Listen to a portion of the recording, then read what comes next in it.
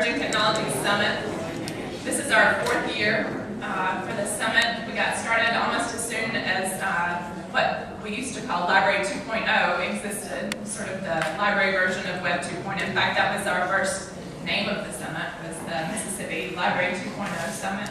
We've transitioned a little bit, we've been more inclusive, we've moved with the times, and the times have moved. We've been so lucky to have some amazing speakers along the way, and I assure you we have another one today. We're so excited to have you here, and we have a tremendous lineup for you today.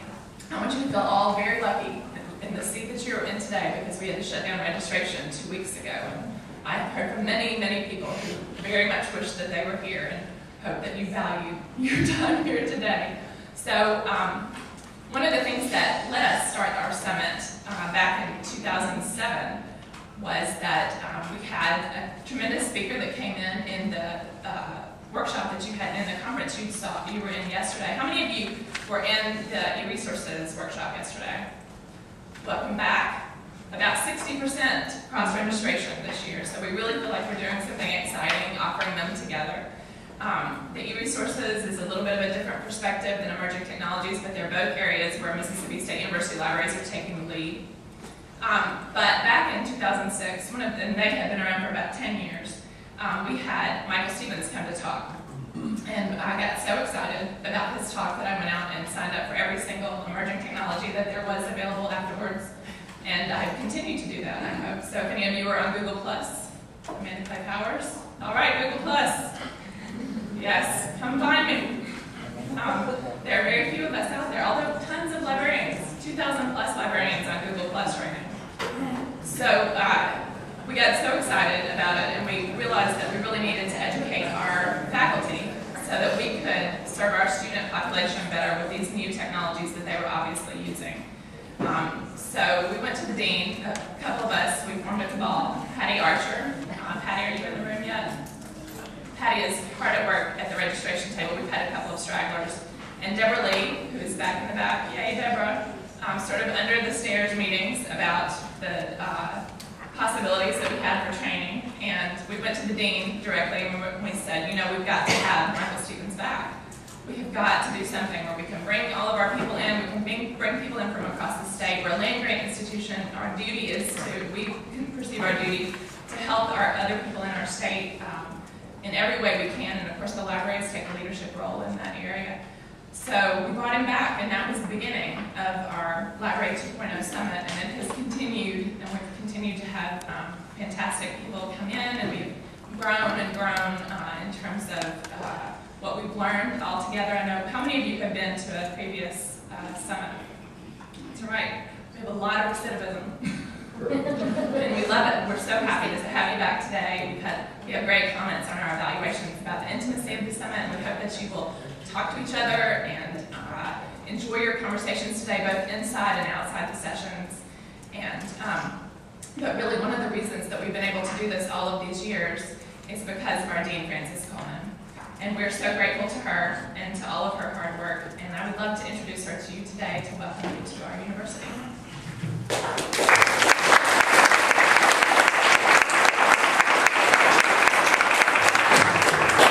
Well, thank you, Amanda, and thank you and your committee for all of the good work that you've done.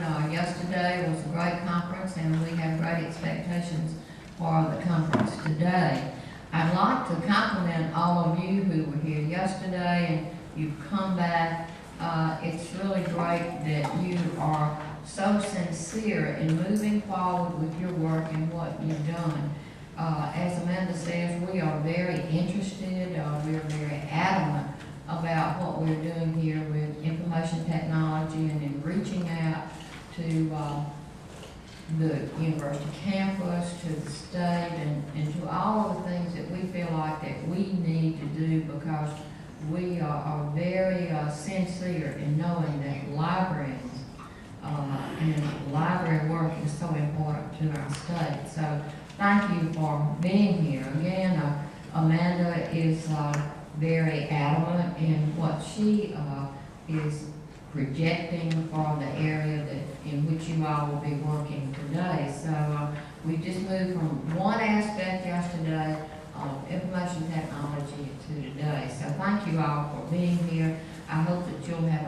opportunity to visit the library. We have several collections here that you might want to see. So tour the library. We are very anxious for everybody to know about the library. And certainly, if we can help you, we'll be glad to. I have the pleasure this morning of introducing to you, some of you had the opportunity yesterday to meet Dr. Peter Ryan, who is the Associate Provost here. Bless his heart, he had about 6 meetings, I think, yesterday, and I think they were all in the rain. I saw him at another meeting, and he was just kind of dripping, but always enthusiastic about what he's doing. Certainly, he is a library supporter, and greatly understands what we're doing here. As I told some of you all yesterday, he has a very impressive background in research. And he always comes when we need him. He's just a great individual, and please help me to welcome Dr. Peter Ryan.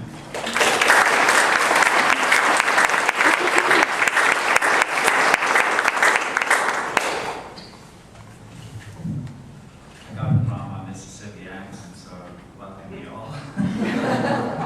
As many of you know, I'm not from this part of the world, I'm from further north. But anyways, it's a great pleasure being Coleman as always. I realized I was here yesterday morning, and some of you that were here yesterday are probably going to hear me repeat myself to some degree, so I apologize for that. But it's always a great pleasure to come back to the library. And as a research scientist, and something that I really, really enjoy doing, I enjoy teaching, but I really, really enjoy my research. I like to get out and about, and I have some great colleagues that I work with over in the veterinary school. And of course, the success of our work is dependent on being able to access the information that's out there easily and readily. And we live in a global environment, and technology has really made a huge difference to the availability of cutting-edge research and information. And so, as I said yesterday, I have great respect for what it is that you all do in terms of moving our access to library materials, journals, periodicals, all the technologies that I'm really not familiar with them all, but the Dean is trying very hard to educate me, and that's why she keeps bringing me back. But it is phenomenal what you all do, and it is great that Amanda has organized what appears to be a wonderful conference. I understand that there's people from all across the country here. I don't know whether there's anybody from Canada. You are, yay. But I think this is excellent, and she also has brought in an outstanding keynote speaker in Aaron, who I've just met. And I think this is very, very important for us to take the time out to get acquainted with where we're at and where we're moving in terms of emerging technologies as it speaks to our library systems. As you know, we are trying to improve ourselves in every which way and shape we can to access the statuses, and this is an important exercise in trying to achieve that goal. And we have made some great strides as a university in the last 5 years, and I'm sure that with this kind of participation and interest, we will move forward. So a great big welcome to Mississippi State University for those of you who have not been here before. We regard ourselves as the university in Mississippi. It's now our state, I think, is our logo, and we're very proud of it. We have now been ranked as the highest activity, research activity classification by the Carnegie Institute, and that is only 108 institutions across the nation fall into that category. So when you think of all the different high-powered schools that are out there doing research, to have Mississippi State University in that category is a very, very prestigious achievement, and we're very, very proud of it. And so we're hoping that this momentum will continue to help move our libraries forward to the status that we believe they should be recognized at. So again, I don't want to take away time from Aaron's talk, as we've got a full house, and I do appreciate the invitation. I did feel like a duck yesterday everywhere I went. But that's part of what we do, and our office is very open to the university community, and for those of you who are residents on campus, you're always welcome visit us and share with us your thoughts. We do serve Starbucks coffees, which are made on campus, so it's a West Coast beverage. But anyway, again, welcome to you all, and thank you for your participation, and I hope you have a very successful meeting. Thank you.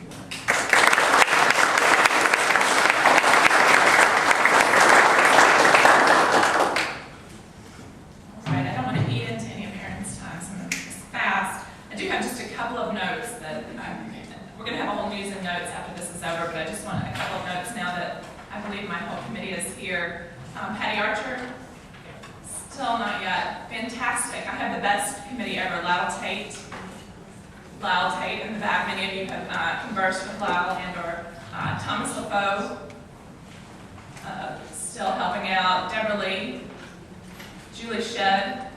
Julie designed all our website. She's fantastic. Am I forgetting anybody? I'm terrible with this. Oh, and Stephen Canetto, who is our advisor this year. Stephen, are you in the house? Stephen, who has guided us all the way.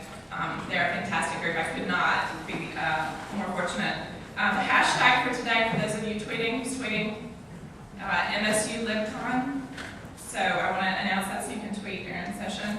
The password for wireless access is educate. If you get on, it's MSU guest. Those are the notes. To introduce Aaron, he is literally one of the architects of what has been called the Library 2.0 movement. Many people have called it a movement.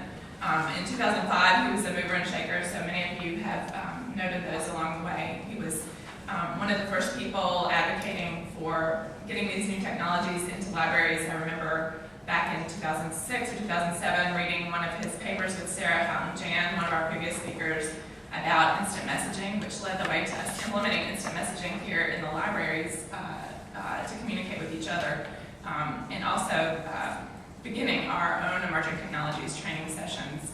Along the way, he has been a leader in every aspect. Recently, he's worked for the DC Public Libraries and was one of the architects of the first search for bibliographic search and iPhone at that point, applications for libraries.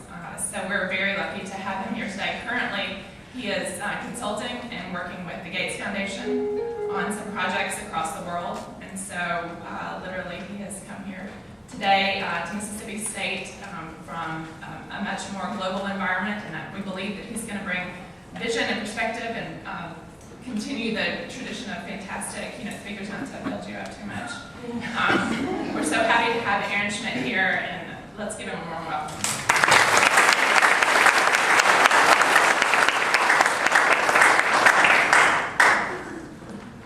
Hey. How many of you are in charge of your library website or involved in some way? Okay, great. That's really good. Happy to be here to talk about library websites today. I'm a pretty big library website nerd. I think about them a lot and talk about them a lot, so I hope to get you excited about them today. And even if you're not in charge or directly involved with your library website, I think I might mention a few things today that are relevant for your thinking about this topic. And I'm not going to really talk about technology at all today. I hope you're not disappointed about that. I'm not going to talk about anything technical related. I'm going to talk about people mostly and people's reactions to technology and the web. And we can have all the great technology in the world with on our websites, but if people aren't using them, then they're no good. So we're going to have a focus on people today. And I think central to our thinking about library websites needs to be this fact that people don't browse library websites for fun. It's not, yes, shocking, I know. But actually, there's certain websites that people look at for fun, but a lot of times our behavior on the web is task focused. We need a piece of information, we need to find something out. We go on the web and we go on our phone, whatever, we figure it out, and when we leave, we go to our next task. So this is important to remember. And this leads to a really big disclaimer for this presentation. And that's what I like to call the catalog problem. And that's the fact that our library websites and our library catalog, we conceive of as two distinct things. We even have different departments in charge of them often, right? But for the general public, our library websites are our catalog. And finding items, whether it's a book or a journal, that's the #1 task that people do on library websites. And all the rest of the stuff almost doesn't matter. And I know that might be surprising to hear from someone who makes library websites better, but really, catalog is the #1 thing. And that's a really big problem because we don't have control over these interfaces, do we? We can't change, for the most part, the way they look. So here's a screenshot of EBSCO, here's ProQuest. These things are difficult to use. And this is more so for public libraries than academic libraries, but I think it still holds true. OCLC's Basic Perceptions Report says that what % of people start their information seeking journeys on a library website? 0%. So this is kind of a problem, right? So that should be noted. So I think all the stuff I'm going to talk about today with library websites is important, and we can use this stuff to make our websites better, but we really need to be focusing on working with vendors to make interfaces that are useful for the most important things that people need to do. We've got a few triangles to show you today. This is the first of them. Here's a way to conceive of, this is kind of a planning tool for library websites. And library websites need to be a balance between library needs and tech needs or tech limitations in a certain way, and user needs. And I'm going to be focusing just on user needs today. There's a lot of planning that needs to go on for what the library needs to have on a website, and certainly every institution has limitations as far as what they can do tech-wise. But a lot of library websites are more weighted down here and don't consider user needs as much. So I'll talk a little bit about how we're going to assess user needs and what people need to have. If there are any questions during this whole deal, why don't you just shout it out and we'll have a conversation about it. Okay, second triangle of the day. Library websites need to be useful, usable, and desirable. Right? This is a nice way to think about actually any library service, and in particular now we'll talk about library websites. So I'm going to talk about jeggings for a second here. Jeggings. They're useful, right? These things could be useful. They cover one's legs, right? They're usable. They go on like every other pant. But say for me in particular, not exactly desirable to wear. Wouldn't be the most attractive thing. So here we're finding a balance between these things. Rotary telephone. Things usable, right? Everyone in this room will say knows how to use this, but they're not as useful as, say, a cordless phone because you're limited by a cord and it takes forever to dial. Candy, lemon heads. I like them. They're desirable, but they're not really useful for my body, right? A lot of sugar. So I just wanted to highlight those things. Oh, here's another one. What do you think this one is? This is obviously a sundial clock. How would you categorize it? Useful, but not useful. Precisely, yeah, all right. So you're learning already. It's obvious I don't need to explain it.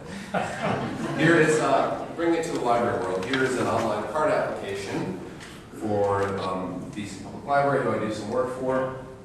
And this is an old form, and this is actually really useful. You can apply to get a library card, and you get emailed a PIN number right away, and you can start using databases immediately. This is a really useful tool, but it's not as usable or desirable as something that looks a bit prettier. And library website design is not just about making things look pretty, but that certainly is a part of it, or can be a part of it.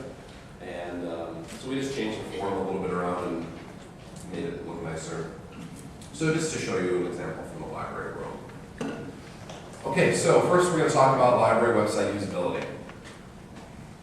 I'm really adamant about this. Smaller is better. Are you having trouble hearing me? Cutting it up. Do you want me to stay still? Okay. see what happens. Should I use this? Okay.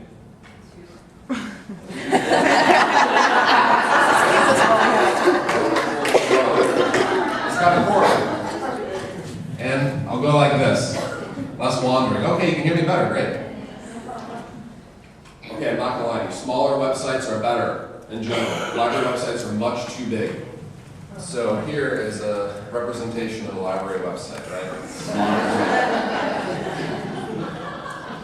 And it's hard to find what you want in the junk drawer, right?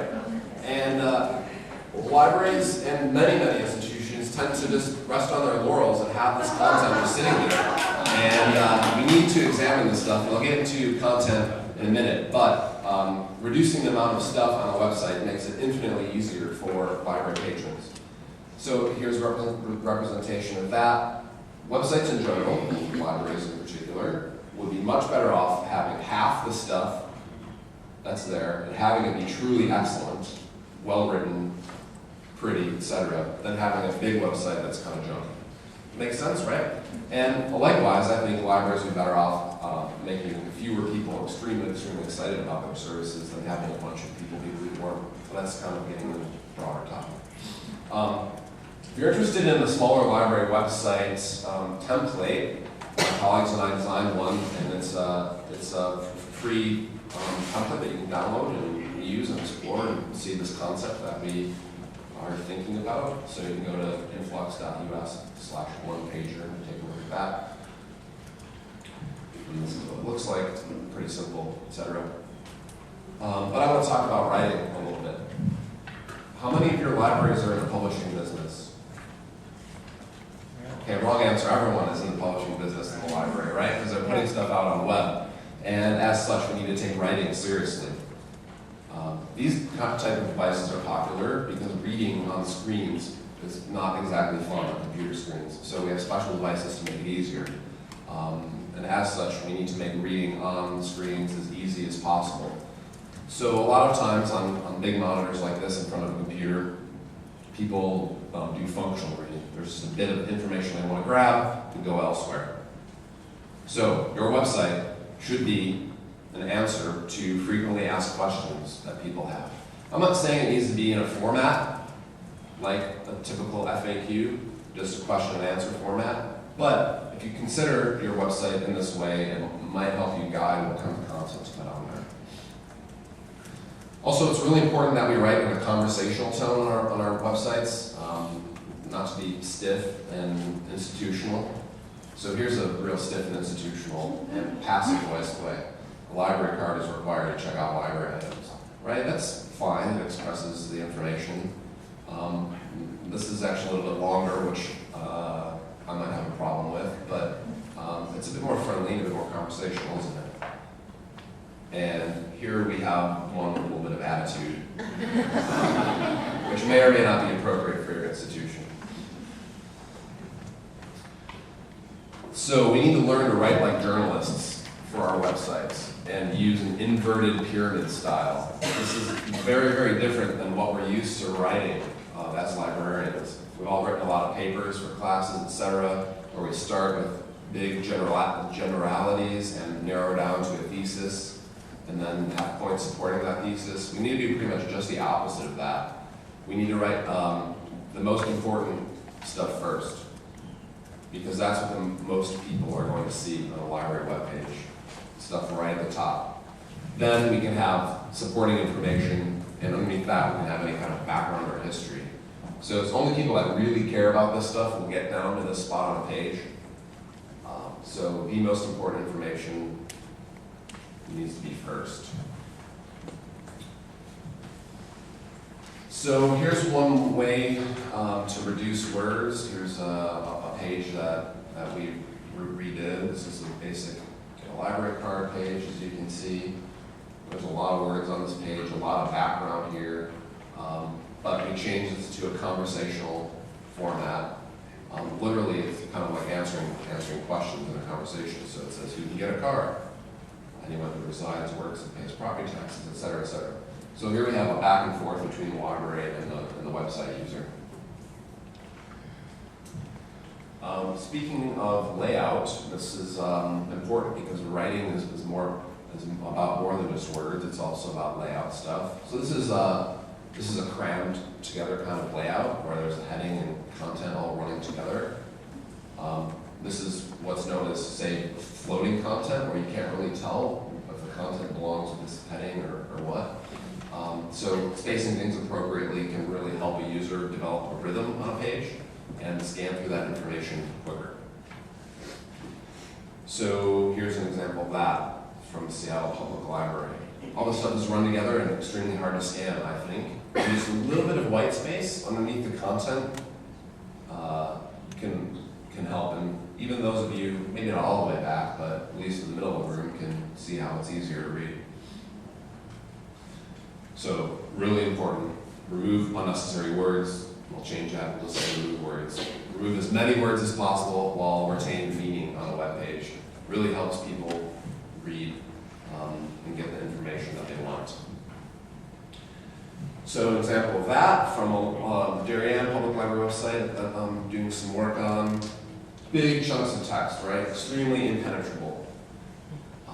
But again, putting this into a conversational format, this is the exact same meaning. You'll have to take my word for it. But it's a lot easier to scan and a lot of fun there. Less work for people. Any questions so far? Okay. We're going to have a contest. You need to rewrite this using some of the principles that I just talked about. I'm giving you 2 minutes tops, maybe 1 minute. So retain the meaning. Let's see what you can come up with.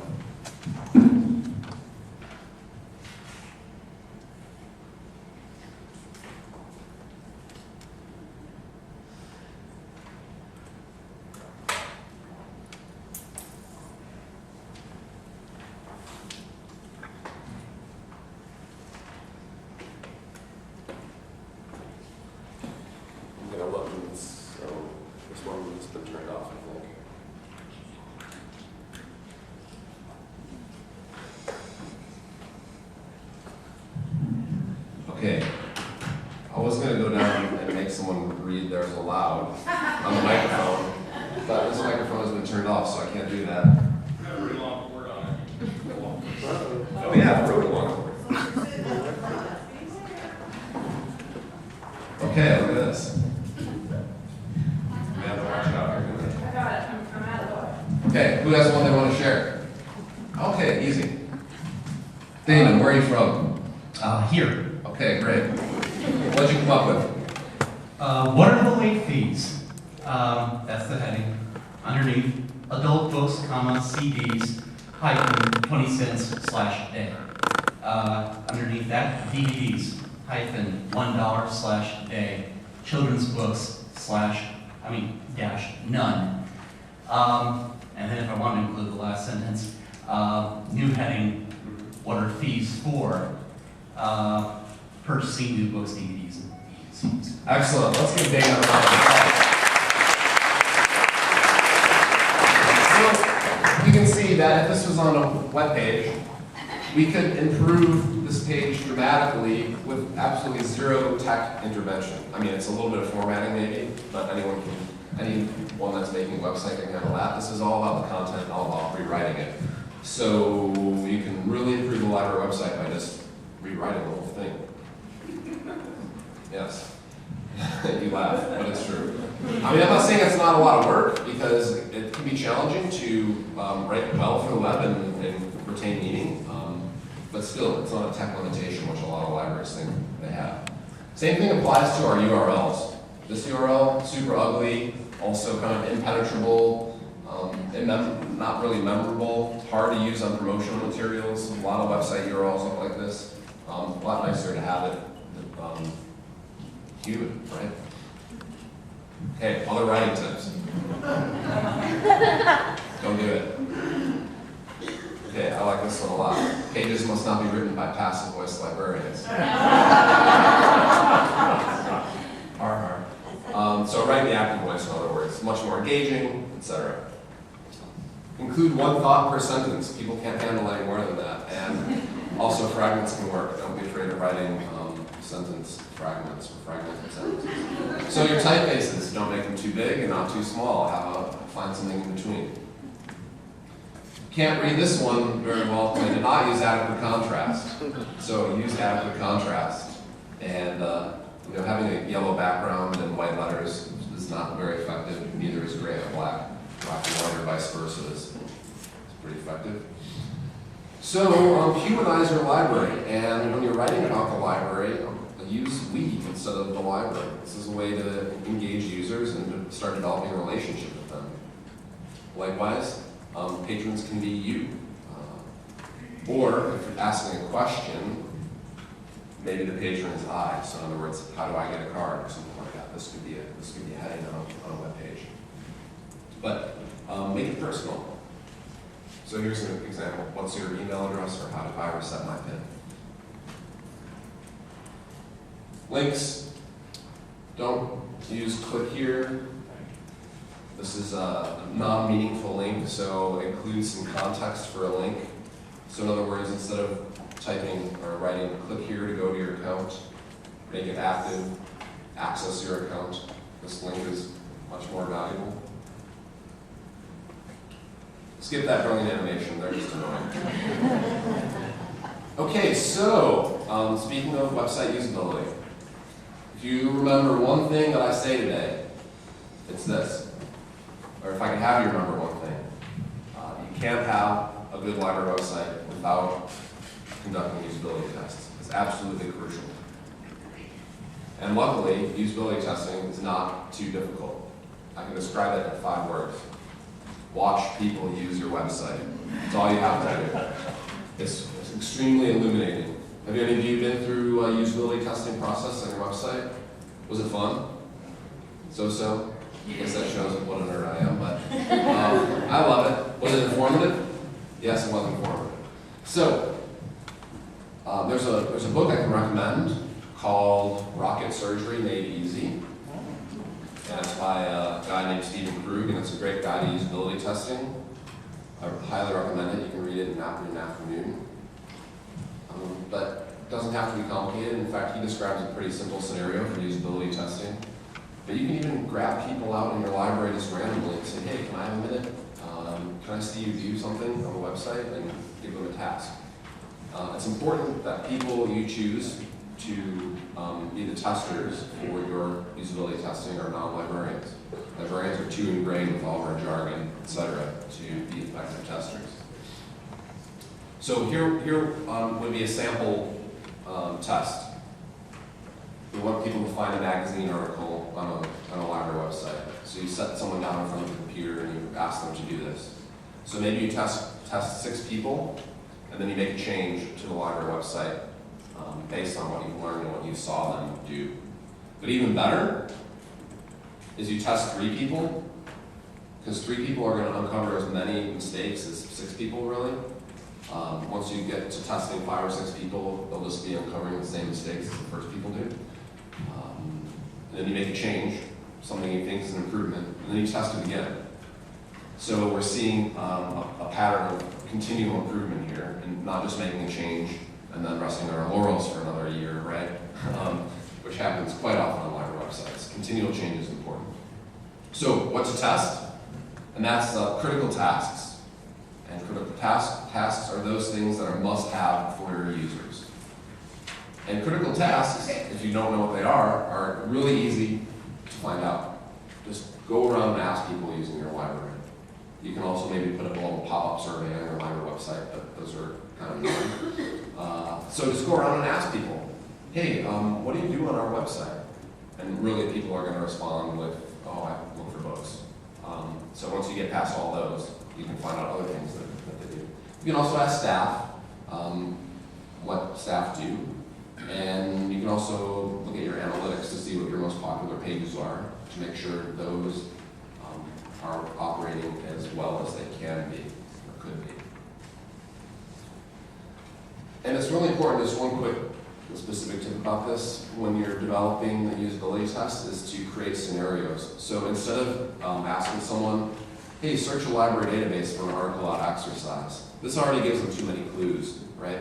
So you come up with a story, in other words, and you say, all right, let's pretend you want to run a marathon and need to know how to train for it. Find the latest information in the magazine about training for a marathon. This is a real world task, right, that someone might be conducting, and you want to replicate that in a test. Okay, here's another no-no. Don't redesign your library website. Possibly controversial, but library website redesigns are extremely disruptive. People have adapted to the way you have things set up already, and they've learned the ins and outs, your power users, right? And when you change that around all of a sudden, it really causes confusion for people. And if you look at some of the most popular websites, say, I don't know, Google or Amazon, they've never done a huge website redesign. They have evolved their websites, and they've brought users along, made changes, but it's been gradual. So I wrote an article about this, and if you want to know more about why you should not redesign your library website, and instead you should aim for continual gradual improvement, you can go to bit.ly/no-redesigns. Can you talk about what happens if you've already made that mistake? Yeah, it's too late. Should we just say that there's a system with the server every day? Yeah, right. You can start now making things better and doing gradual improvements, really. So, thinking about making gradual improvements, here's a little bit of a process for that. Brainstorm new ideas, maybe you get new ideas out based on the stuff you know, or results from usability tests. Then you can create a prototype. You don't need to do prototype mockups in Photoshop or even in HTML. It's totally acceptable to make prototypes on paper. You can actually test prototypes on paper with people and put paper in front of someone and say, hey, where would you click on this page if you wanted to find X, and see what they do. So that would be the test portion. And then you implement things that look like they're going to work, and you start the whole process over again. Okay, so that's just a little bit about library website usability. I'm going to move on to library websites being actually useful, unless someone has a question about usability. Yeah? What's the level of node redesign that you think about? Like, let's say you don't want to have pull-down menu to the top anymore. So you just need a basic, you've got a ton of junk on your page that you need to get rid of some of it, correct? Yeah, so the question is, what's the level of not redesigning, or how gradual should you be? Well, I think you may have answered your own question there a little bit by saying there's a lot of junk to get rid of. I think that's the first step. So removing stuff is a great first step and a nice outlet instead of redesigning. Changing your whole navigational structure is difficult. Changing menus can be hard, but I think there's ways to do it gradually, having a plan rather than swapping it all out and, say, moving to a left-hand navigation versus the horizontal navigation right away. Anything else? How do I want to put this? What if you're an organization that has a top-down website design strategy, and they keep redesigning the website over and over? Basically, poorly each we time, have to and you design have with to somebody conform else. to it. You have to design with someone else's frame, like, they've got mandated headers, footers, they might even try to invade one of your sidebars. And they want animations. And all they give you is the center content. Okay, so a lot of website redesign is change management and people management as well. And honestly, I think a really effective way to help with that is to have people observe usability tests, and that will demonstrate to folks if there's a big problem, or it can at least. But otherwise, it's a little bit beyond the purview of website redesign, and that it's about change and leadership, right? Yeah. But honestly, demonstrating stuff via usability tests can be really helpful. So getting them to observe that stuff. One more question. So you would say that the reductive process, like taking things away, doesn't really count you have a plan to remove things, basically you're gonna remove things that people aren't looking at anyway, or very few people would be looking at, so no, it would not shock people if they're gone, so I think it's okay. Okay, I'm short on time, so I'm moving on to stuff being useful, library websites being useful. So what do people need to do on the site? Do any of you have personas developed for your library or library website? If you do not, listen up.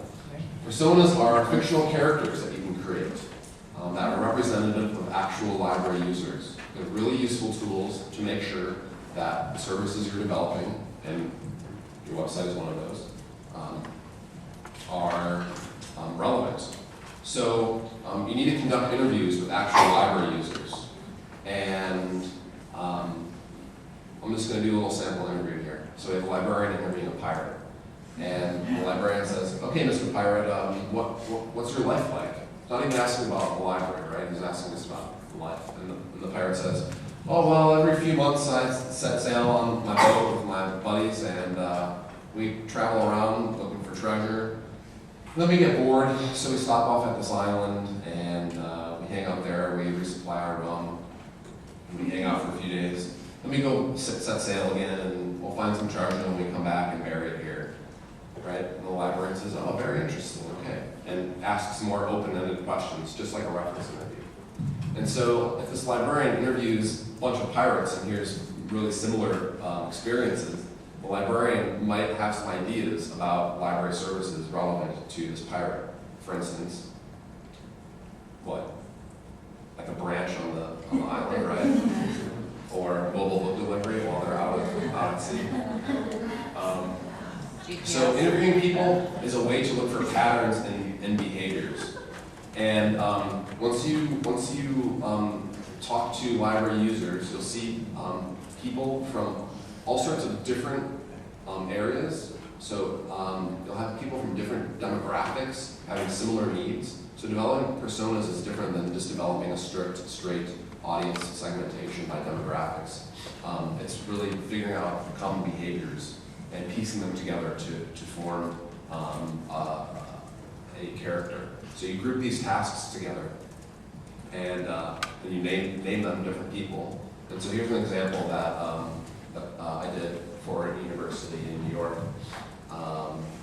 Here's what the personas we came up with. So we had an undergraduate researcher, someone with a disability, a music graduate student, and you include things like a quote.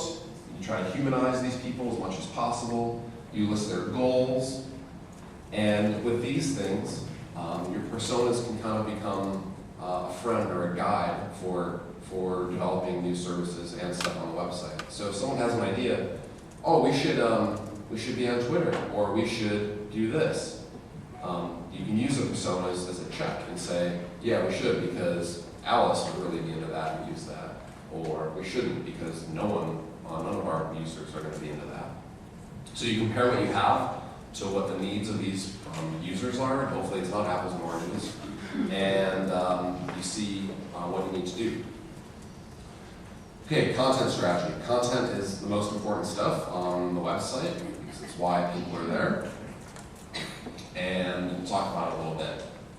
Here is a definition of content strategy. It's planning for the creation, delivery, and governance of, here we go again, useful, usable, and desirable content. Pretty straightforward, right?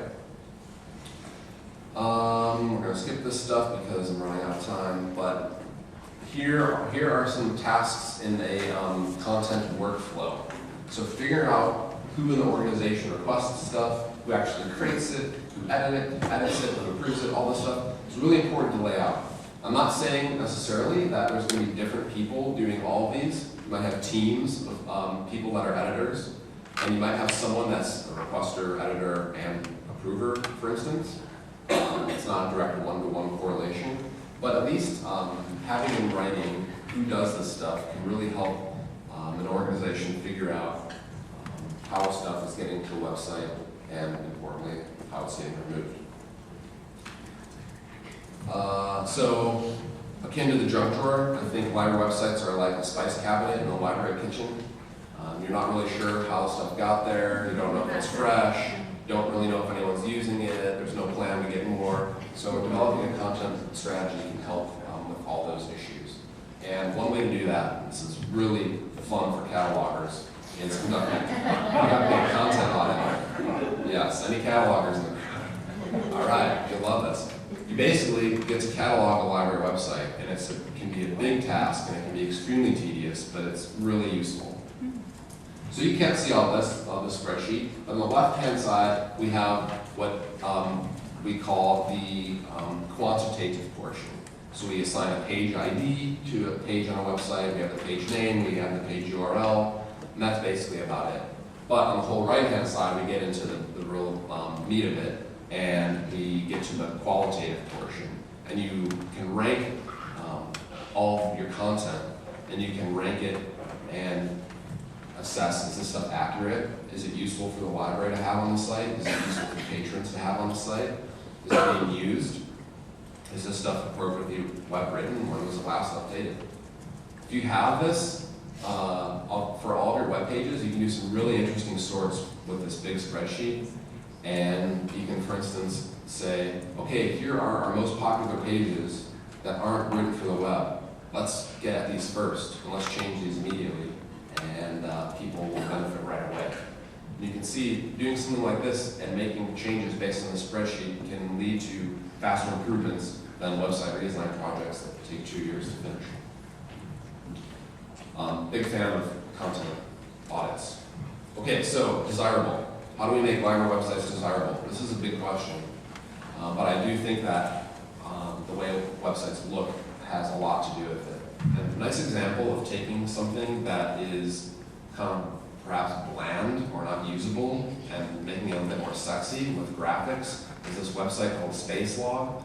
And it's an open source project of a bunch of space nerds, and they have taken original NASA transcripts and included really compelling photography and made, oh, I don't have a screenshot of it. They have Twitter-like conversations between the astronauts and the ground control. And it's a really nice way to browse this information. And it's a way, it demonstrates that if you change the way something looks and make it nice to use, that people might be more apt to use it.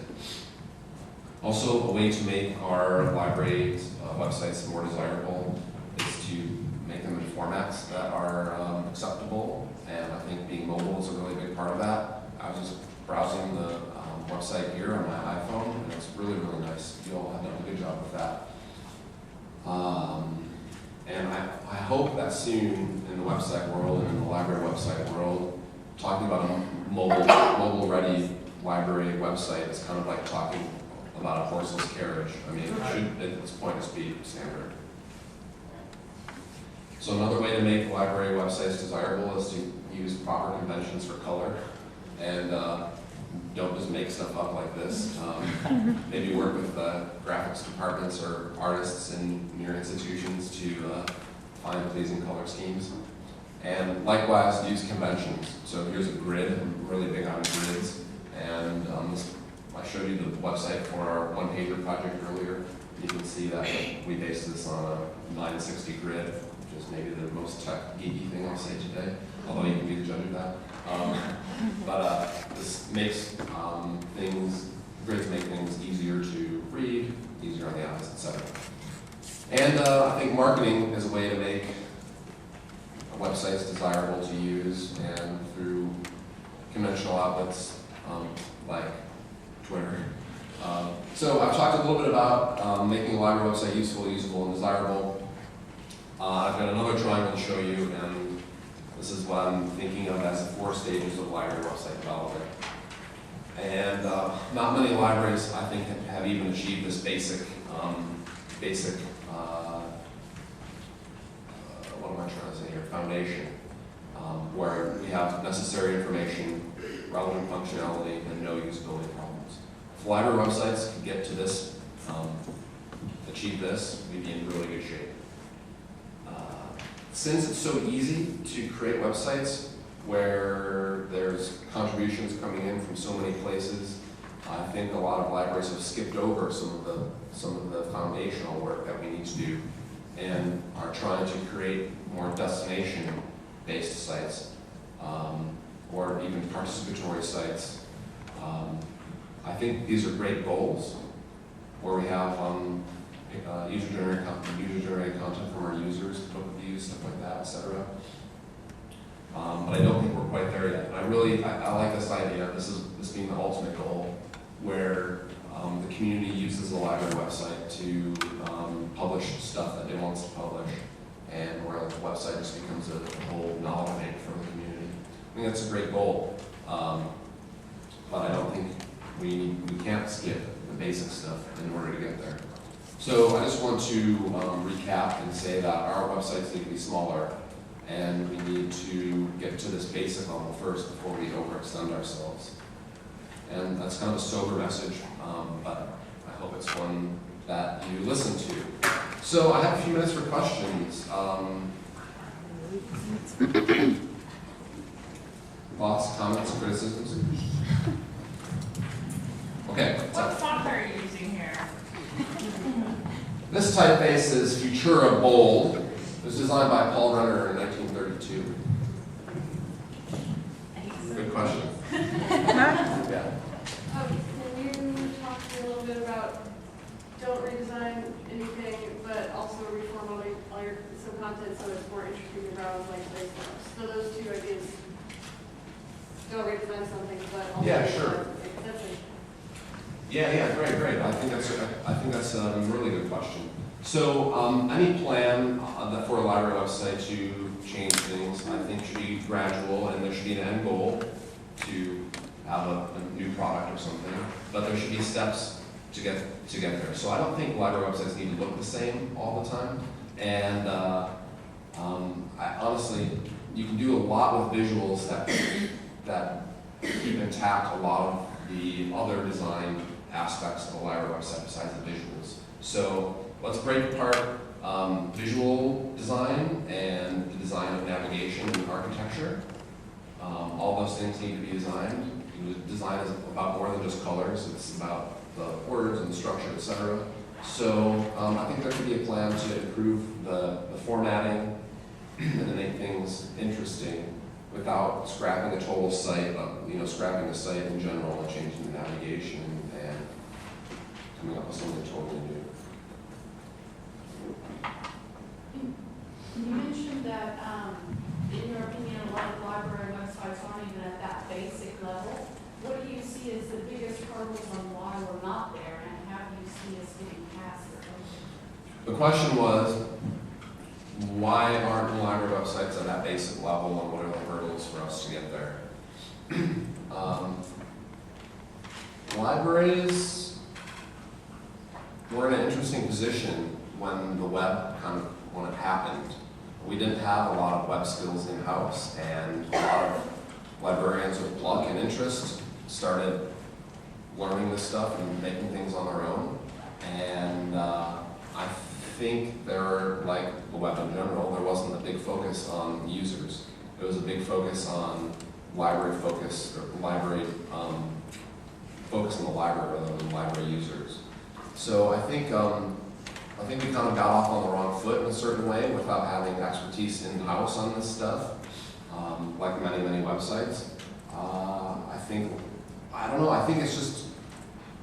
think it's honestly a general mindset in libraries to be focused on librarians and what the library does rather than focusing on users. And I think that carries over to the web. So how do we get over that? Watching people use our websites, honestly, is a really nice way to switch our focus. Does that answer your question? Not really? It's helpful. Okay. What exactly is the basic? I kind of got. Okay, basic stuff. The basic library website is going to be different for every kind of institution, but I think you can figure this out by going around in your library and asking folks what kind of stuff they need to know. Obviously, it's going to be a search box front and center. I think for most institutions, it's going to be a library. The basic about information, or contact information, hours, map, etc., stuff like that. Maybe some information about library programs going on. It's more of a library need. would say that those are some real foundational things. General information on services as well, yeah. I think one of the tricks is how we balance stuff that we want to promote that maybe they don't know about with, or that are important in the library and that we feel like should be important to users versus what it is, it's basic stuff like, this is what I need to do. Yeah, so you highlight an issue or a dilemma. Is the library website a marketing tool, or is it a tool for library users to do stuff? And can it be both? Probably, if done well. It's either a marketing tool or what? Or a tool for a library. It's either a marketing tool for the library, or is it a tool for people to use to accomplish what they need to do? And I'm not saying it's necessarily an either-or proposition, but I think a lot of times, especially in libraries where the marketing department is in charge of the website, it tends to be just a megaphone for the library, and it's not really an effective technique.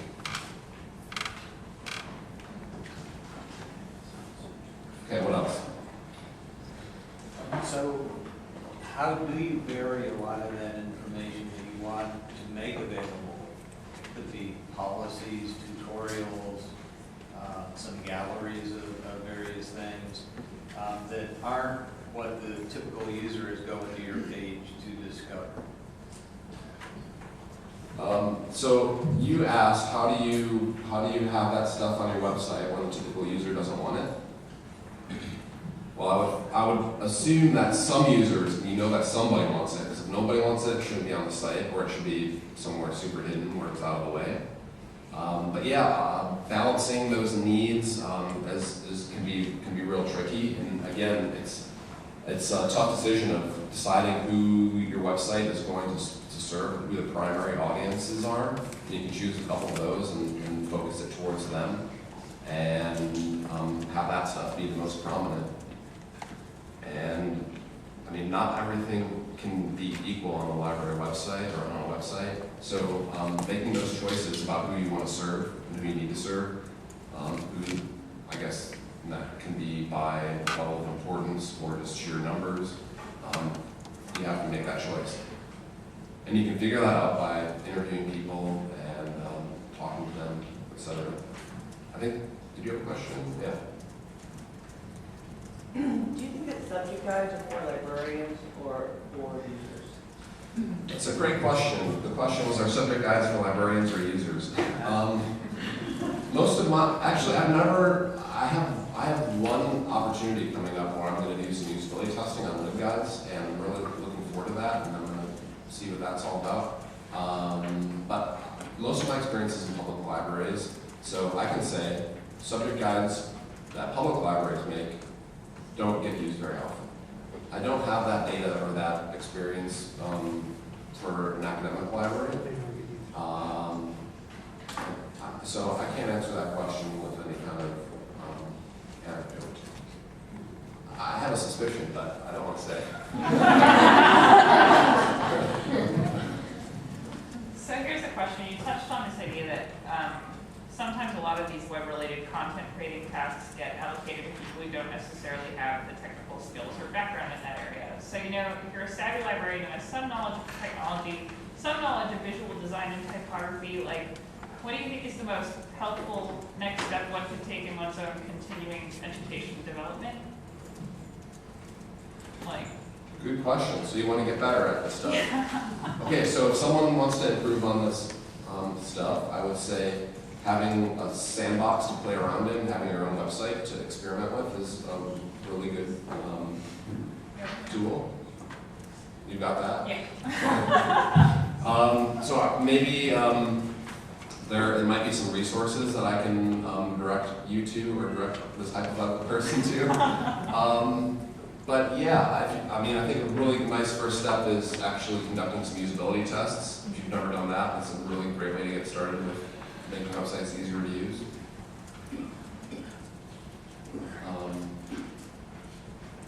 Yes. I don't know what else to say besides read more about it, redesign some web pages for fun, Yeah. Is there any chance you can share the example of your spreadsheet where you catalog the website? It would be really helpful to know the different columns. Oh, sure, yeah. Let's see, I can pull it up again for sure, and I can email you the template that I use to do that. Can we upload it onto the site? Yeah, sure, why not? Let's see. We'll get that on the archive of the talk. These are some of the most important categories. But yeah, I can give you all that.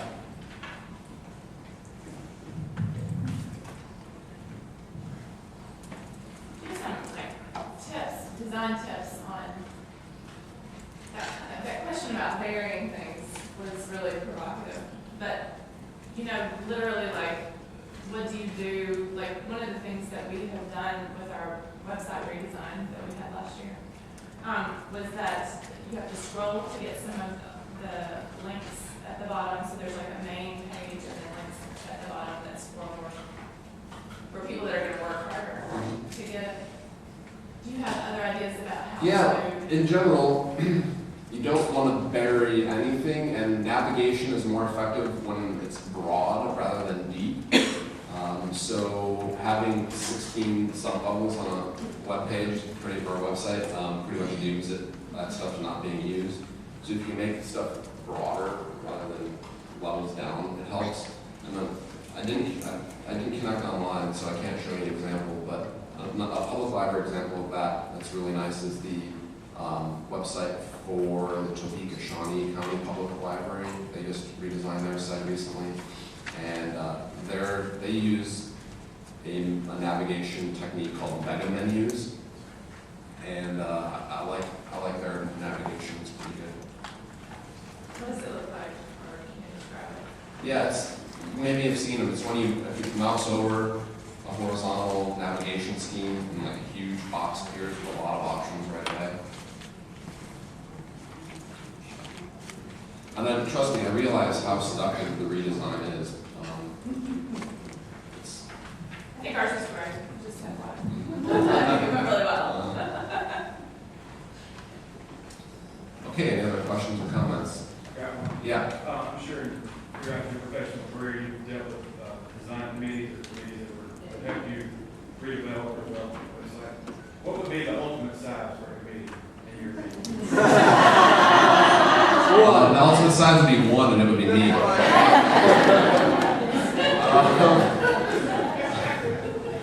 But aside from that, boy, that's tough. I mean, it's not so much the size of committees that is the problem. It's the focus, and especially with design committees, people will talk for hours about what colors they prefer or whatever. And ideally, a leader of the committee can change the conversation from talking about people's preferences to talking about users' preferences, and that can make it actually an effective way to not have to ban the word "I" can really help.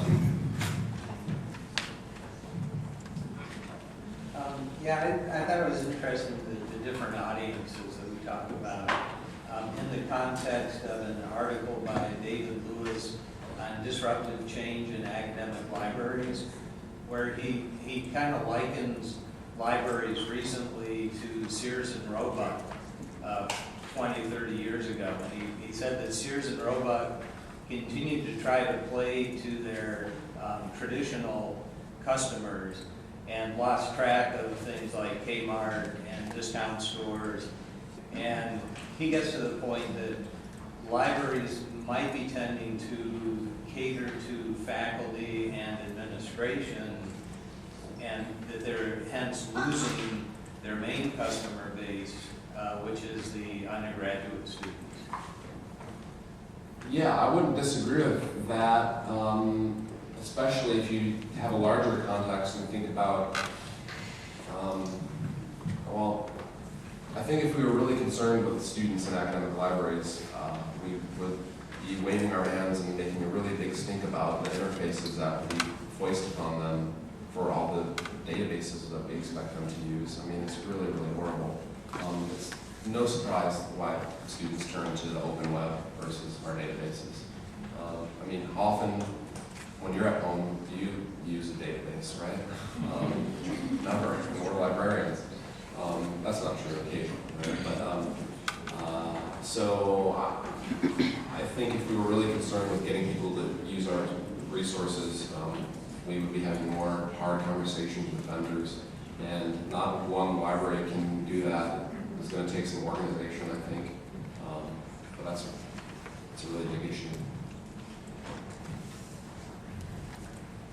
What particular type of compliance do you shoot for when designing a library website? Like, are you looking for WAI? Is it Section 508? Does it depend on the audience? Like, what? Great question about accessibility, which is a really important topic, but it's one that I don't specialize in. So, yeah, the question was about website compliance and accessibility, not versus, but in addition to usability.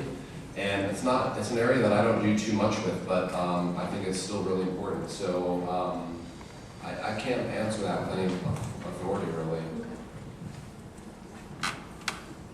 But I do think that accessibility and usability they're different, but they definitely complement each other for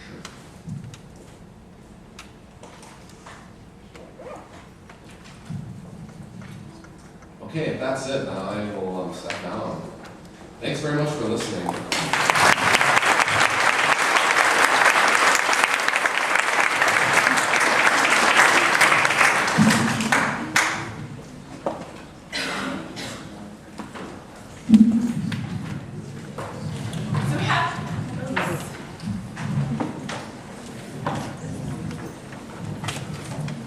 We have a couple of minutes, and I was thinking that I bet we have some expertise in the room about the question about LibGuides. I know that I wanted to answer it in terms of LibGuides being relevant for librarians versus, say it again? I said LibGuides are great. So, LibGuides, designed for librarians versus designed for students. Who's using them, and anybody has some ideas?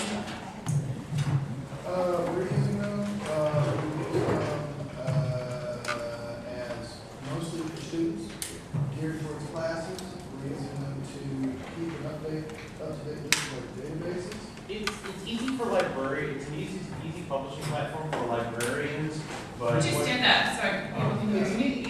easy publishing platform for librarians. We're in the middle of doing a redesign, we're doing everything Aaron said not to do right now. And we have to clearance and usability testing within like a month before our university launches the site. And I find it's an easy publishing platform for librarians, no matter what their skill level.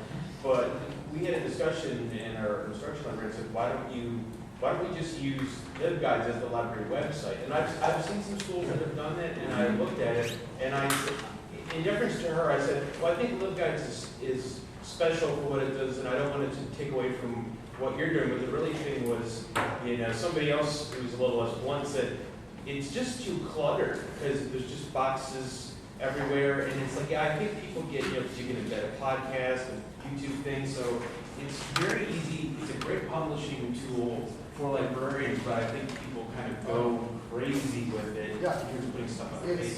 It's also good for delivery of information that is very timely and very relevant. We set up a web page when the tornadoes came through Alabama.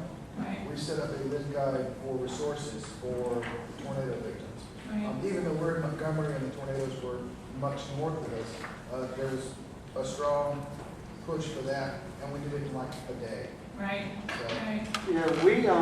What we started to do is every class that we're embedded in, that librarian who's embedded in that class is developing a LibGuide for that class and gets input from the professor, what they would like to see that they think students would need in order to accomplish the task of the class, whatever the assignments are. So we were creating a bunch of LibGuides based on specific classes that we're embedded in. So that's one of the popular uses. And the timeliness, our first thing on our menu is what's new at the library, which takes you directly to the LibGuide that I keep, that has new books that come in. So this, but also tells what's going on, and I update that daily. Right. At our institution, if you're doing something with the website, You have to go to the IT department, request it. It might take a month, honestly, to get a simple change done in a Word. So it's really bad. So it's real good to have their website, but every link leads to a LibGuide so that we can have ultimate control. Right. And so I've found LibGuides to be just incredible. The thing about clutterness, what some people don't realize you can do is make it just one box, one column, okay? Take a Word page that you designed, as fancy as you want to make it, or simple as you want to make it, with hyperlinks and everything, and make that your one box on the LibGuide. And it totally changes the look of a LibGuide. Another thing, my thing is a lot of people, like, they don't realize that you can change Do the all that. defaults. And I was Right. trying to tell Right. our one person who's guilty of this, that you don't, just because there's 3 columns a month, you don't have to do that. And you don't have to have your name on the right-hand side And on your every phone, single page. yeah, you can change all that. Right. People What university are you from? Montgomery? Is that Auburn right? University, Montgomery. Yeah. And Athens State University, Athens, Alabama. Athens State, so we could go and look at your LibGuides? Yes. Oh, yes. Yeah, there is. So Athens State, anybody want to look at their LibGuides? Montgomery, University of Alabama, Montgomery, go ahead. Auburn University, Montgomery. Say it again? Auburn, Montgomery. Got it. LibGuides.aum.edu. LibGuides.aum.edu. Katie? What I was gonna say is, yes, I think that LibGuides are a wonderful tool. You have a lot of features that you can do. We just did some sessions for librarians on using Jing and Zoomerang and embedding different features in them. But the problem is, being a student not all that long ago, I never knew about LibGuides and never used them. And that to me is the big problem. And I like what you talked about with having embedded librarians in the classes and working with professors, because I think that's the big problem, is they're such a great feature that students don't know. And they're buried on our website as to how to access them. And I have to say, we're just getting into this. So we're just, because we only have 15 published so far. So we're just getting started. Duncan, and then we'll get to the back. Our library, the med school branch library, did something bad. They did a total redesign of the website, but they did it with LibGuides. Is now their homepage, Right. and the librarian got on the phone with LibGuides, and it's a really, really, really nice homepage, and they made all kinds of modifications that he asked them to do to how you code it and whatnot. So What university is that? it's University of Nevada, Reno. Is anybody, can we do this? I'll go ahead and These do that. links? Yeah. If you also go to Best Of for SpringShare, they have their Best Of sites, and it includes some that use it as their library website. Just to get this out, live and live apparently are both legitimate pronunciations. I have talked to SpringShare about this, and they're good with both of them. Go in the back. Julie, did you have a question? If I could speak from the other side of this issue. Could you stand up, Julie, just so we get a little more information? I work in web services here in Greenwood, and I'm actually testing board for you guys. So if I could speak kind of from the other side of this issue, it is really important, I think, to have somebody on the more technical side of things who can kind of check up after the librarians, after they create their own content, because for the most part, librarians are not coders. It is really easy to put content into those guides, but for folks who are doing things like copying from Word, it can put a lot of extraneous code in your guide and really mess with accessibility. Well, there's a special box that says for Word documents, so, yeah. You just have to use it. Julie catches stuff on my guides all the time. Terrible and the worst. Beverly in the back, and then we'll come back to you. Well, I just wanted to point out one use of LibGuides. I'm from Mississippi State as well, and I belong to a working group where we started the Preparing Future Faculty project for graduate students last year. And within an hour after coming out of that meeting, I was able to create a page for one of our LibGuides that captured everything we talked about in that meeting, that put all the links to all the different resources we talked about, that put all the workshops all in one place. And it just blew them away, because they were working, anything they do from their departments, they have to do through ITS, and it takes forever to get the webpage changed. And so the idea that you could get this information up in an hour, and it can't be in students' hands in an hour, the faculty loved that. And it was a great way to sell the library as well as the resources in the library. I had a question kind of kind of editorial process? I guess, like, I know a lot of libraries have come up with guidelines for using LibGuides, but I worked at one place where it was a free-for-all and you could just publish anything. And I've heard stories of another institution where before you could publish your LibGuide, it had to get reviewed by somebody higher up before they would actually post it to their website. So does anyone have any kind We of? actually have one here. Okay. If you go to guides.library.mstate.edu/manual, the second tab is our publication guidelines. So you can see kind of what we're doing. So if you have someone who doesn't meet the publication guidelines, do they not get to publish, or? They'll get published, if it's a minor code issue, I just fix it. If it's a content issue, I'll kick it back to them and say, hey, you need to put a thing in this page before you can do anything with it. They all get published. And do they respond to that in a friendly way? Because I've seen before, I've changed content in somebody else's guide before, and they were livid, you know? So I'm wondering, like, is that a mutual understanding? I don't do any content changes, that's why I kick it back to them. If I think something is kind of lacking on the content side, I'll just say, hey, maybe you don't need to publish this particular page right now because there's nothing on it. Just little things like the paragraph is indented too far, that kind of stuff I'll change because that's not a change, it's just a rich text thing. But everybody gets published eventually, and usually there's not a problem at all. Okay, thank you. In the back. And I just wanted to mention that when you created your LibGuides, that a lot of times that they aren't just for your institution or even for your community. They are searchable through any Google search. They get out there, and I've had guides that are used by people up in New York State. I just heard from someone in Idaho yesterday who wants to use one of my guides. We have the one on the economy here in Mississippi State that has gotten national attention. People from all over are using that guide about the economy. So keep that in mind when you're using your design. That's not just your institution, it could literally go global. So. Anybody else? I don't mean to draw this out, I just knew that there was a guide. Okay, one other thing. Melissa, do you have something to say about the accessibility? I know Melissa's doing a session on accessibility with iPads for libraries later on if other people are interested in those accessibility issues, but in terms of web design, did you? I mean, I was happy to hear so much about usability testing because you can run something through a validator all day and it doesn't tell you nearly as much as watching someone actually try to use a website. That would be the main thing. And then the other thing that comes to mind when thinking about website design is that I think especially with our interest in emerging technologies is that we always want to incorporate the coolest, newest things, and sometimes we actually have to kind of put the brakes on ourselves because that product may not be accessible or usable to everyone. And that can be hard. You know, we want to do the cool, snazzy thing on our website, but that's what comes to mind for me. All right. Anybody else? I just have a couple of news and notes, and I'll let you go. I know it's been a few minutes since you've been able to get outside. And speaking of bathrooms, the bathrooms, if you go, there's some right across here in the hallway. If those are full, they're down by the elevator. Y'all have all seen the elevator by the registration desk. Around behind are hidden bathrooms. So you can go back there and use the bathrooms. And apparently some people have been here enough times that they know about the secret bathrooms around technical services. just to let you know, they're painting back there apparently. And so I've been told to warn you not to touch the walls and get it all over yourself. Because some of you do not live here in town and you have a change of clothes.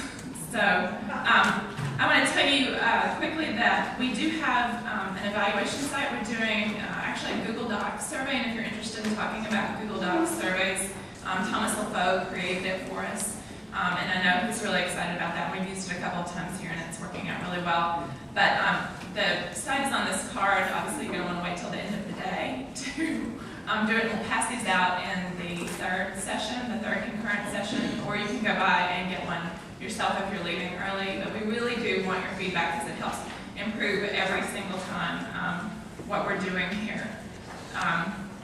Let's see. Anybody else from the committee have news or notes that they want to? We're excited to have you here. We're going to be doing lunch upstairs. Deborah Lee is pointing to something in the evaluation URLs are in the program as well. Right. They're also so if you turn your program upside down from yesterday, one of the reasons we made the card was because it was upside down from yesterday, but it's actually also in your program. Oh, and Patty asked me to point this out, and this is a little bit confusing, and this was because of a schedule change, but on your schedule today, the third Steal This Idea concurrent session is an hour. It's 2:30 to 3:30, and the download, which I hope you all can come back for, it's a little bit like this, but sort of talking about everything we've talked about today.